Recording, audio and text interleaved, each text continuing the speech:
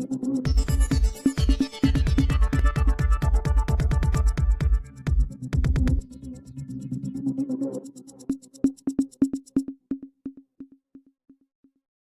વિસ્તારમાં વાવાઝોડા સાથે 15 ઇંચ વરસાદ પડતા ખેતી પાકોને નુકસાનની ભીતિ।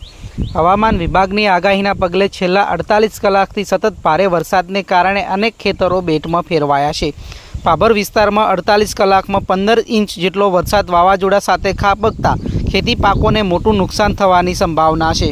વરસાદને કારણે કપાસ, મગફળી, બાજરી, જુવાર, તલ સહિત ચોમાસુ પાકોને મોટું નુકસાન થયું હોવાનું ખેડૂતોએ જણાવ્યું હતું। ખેડૂતોએ સરકાર પાસે નુકસાનનું સર્વે કરી સહાય આપવા માંગ કરી છે। ભારે વરસાદ પડતા નીચાણવાળા વિસ્તારોમાં વરસાદી પાણી ભરાયા છે।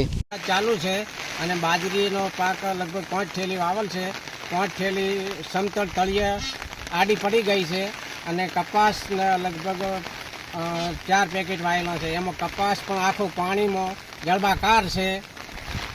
કપામાં પણ ભારે નુકસાન છે અને બાજરીમાં પણ ભારે નુકસાન છે।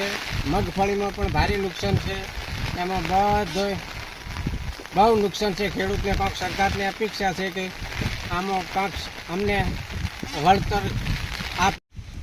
2 દિવસથી ગામમાં વરસાદ ચાલુ છે અને ઝાડ પણ હાવ સૂઈ ગઈ છે। તમે પાછળ જોઈ શકો છો, ઝાડ હાવ તળિયે સૂઈ ગઈ છે અને પાકને બહુ નુકસાન થયું છે। એટલે સરકારને વિનંતી કે થોડીક પાક માટે સહાય કરે એ વિનંતી છે। 2 દિવસથી હવામાન વિભાગની આગાહીથી અમારા ખેતરોમાં પાણી ભરાઈ ગયું છે, તેમજ પાક બધા નિષ્ફળ ગયા છે। શેરડીના તેમજ બધા રૂપિયા અમારા બધા પાણીમાં વહી ગયા છે।